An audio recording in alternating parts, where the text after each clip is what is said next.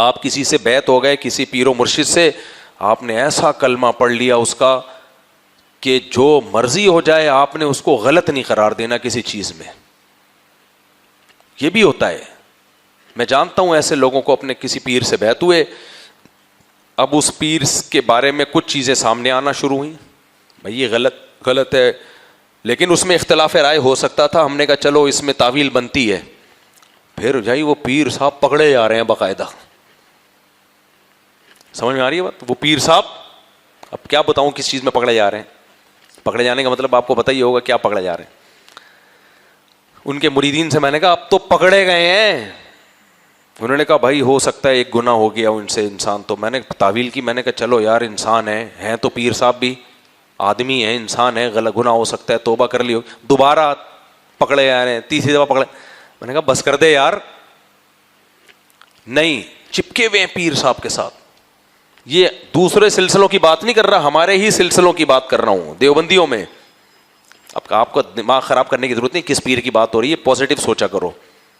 جدھر آپ کا دماغ جا رہا ہے ان کے علاوہ کی بات ہو رہی ہے, سمجھ رہے ہو. نہیں جی ایسا پھنسیں گے. ابے تم نے پیر کو خدا کی وجہ سے پیر بنایا ہے, یہ خدا پر ایمان پیر کی وجہ سے لے کر آئے ہو. پہلے اللہ ہے نا, پہلے کون ہے؟ اللہ. ابھی میں امریکہ میں تھا, ایک انگریز کا پتہ چلا مسلمان ہوا, ابھی نہیں 1-1.5 مہینے پہلے امریکہ گیا ہوا تھا. اچھا وہ مسلمان ہو کے بیچارہ کہیں پھنس گیا بدعتیوں میں. مسلمانوں میں پھنس گیا, کس میں؟ بدعتیوں میں پھنس گیا وہ بیچارہ. اب وہ بدعتیوں لوگوں نے جو ہے وہ نبی صلی اللہ علیہ وسلم کو مشکل کشا, حاجت روا اور ایسی ایسی شرکیاں نعتیں انگلش میں.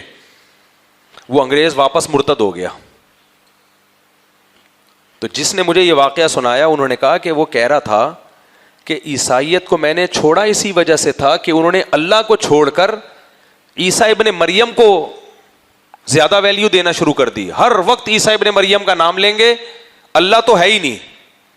اللہ صرف اوہ مائی گاڈ, اتنا اللہ گاڈ اتنا نام آتا ہے. باقی چرچوں میں تو عیسیٰ ابن مریم, مسیح ابن مریم کے فضائل چل رہے ہوتے ہیں اور انہی سے مانگ رہے ہوتے ہیں. کہہ رہے جب میں تو اسلام میں اس لیے آیا تھا کہ یہاں سپیریئر کس کو سمجھا جاتا ہے؟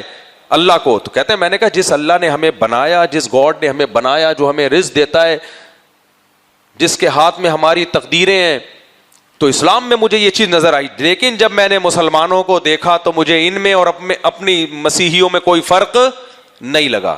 اب یہ اس کی غلطی تھی کہ بھائی ایک ٹولے کو کیوں دیکھ رہے ہو, اور بھی تو ذرا تحقیق کرو, خالی یہی تو نہیں ہے.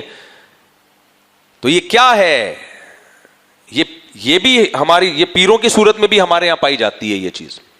پیر صاحب ہو گئے, وہ کچھ بھی ہو جائے. دیکھو ایک تو پیر کا ظرف بہت بڑا ہونا چاہیے. جو پیر جس سے آپ بیعت ہونے کے بعد آپ کو لگے یہی دنیا میں ٹھیک ہے, باقی سارے منجن بیچ رہے ہیں, اس کا مطلب یہ ٹھیک نہیں ہے. سمجھ رہے ہو کہ نہیں سمجھ رہے؟ اس کا مطلب یہ ٹھیک نہیں ہے. یہ نہیں ہو سکتا کہ بس یہی آپ اسی پر ایمان اترا ہے, قرآن اترا ہے, باقی سب آپ کو برے لگنا شروع ہو جائیں. ایسے کسی شخص کو نہیں فالو کرنا چاہیے.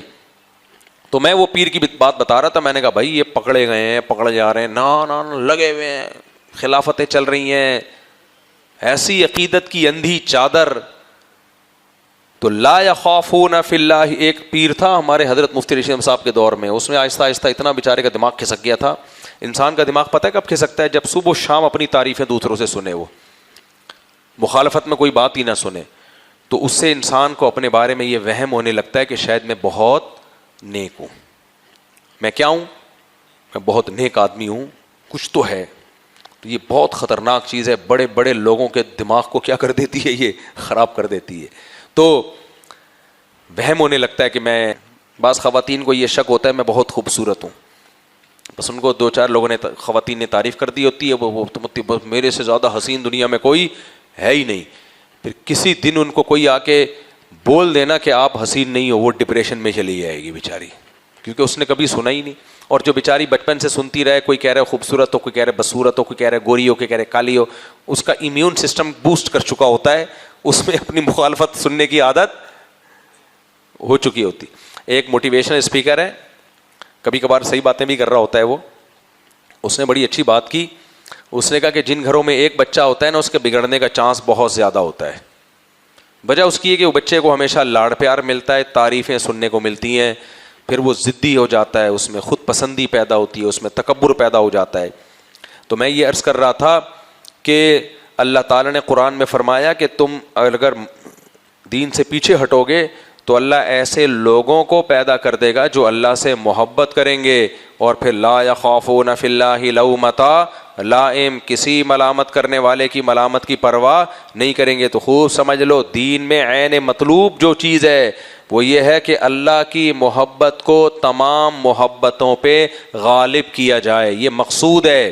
تو آج کل کے کچھ اسکالرز ایسے آ رہے ہیں, وہ پبلک کا مزاج دیکھ کے بات کر رہے ہوتے ہیں, پبلک کا مزاج دیکھ کے. پبلک کے سامنے وہ بات کرو جس سے پبلک خوش ہوگی, خواتین کے سامنے وہ بات کرو جس سے خواتین خوش ہوں گی, فیور ملے گا. بھائی وہ بات کرو جو برحق ہے, چاہے وہ خوش ہوں چاہے وہ ناراض ہوں. ان کے حقوق بیان کرو, جہاں ظلم ہو رہا ہے ان پہ ان کی بات کرو. جو حقوق اسلام نے دیے بہت دیے ہیں, لیکن یہ تھوڑی, اب دیکھو نا ہماری عدالتیں کیا کر رہی ہیں, اتنے رائٹس دے دیے عورتوں کو, اتنے رائٹس دے دیے کہ مردوں کی کا بیڑا غرق کر دیا, کباب بنا دیا, مردوں کا قیمہ بنا دیا.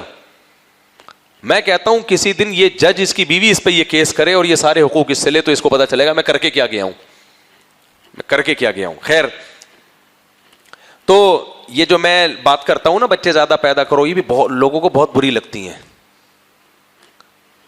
یہ جو ہمارا لبرل طبقہ ہے, یونیورسٹی کے لوگ ہیں, پروفیسرز ہیں, بہت اس کو برا سمجھتے ہیں. یار ایک دن ایک نے مجھے فون کیا, مفتی صاحب آپ اتنے پڑھے لکھے لگتے ہو, بیان میں آپ کے ایسے لاجک کی باتیں ہوتی ہیں, میں آپ کا بیان سنتا تھا, میں نے کہا یار ایک مولوی مجھے بڑا پسند آیا ہے, لیکن آپ نے بھی وہی کام کی جو پینڈوؤں والی دیسی بات, بچے زیادہ پیدا کرو. کیا کر رہے ہو یار, کس طرف قوم کو ڈال رہے ہو یار, بس کرو یار. یہی ان کا اسٹائل ہوتا ہے, بس کرو یار, تعلیم کو فوکس کرو, ایجوکیشن, تعلیم, تربیت. برساتی مینڈکوں کی طرح بچے کیا کر رہے ہو یار, ایسے اسٹائل نا ان کا.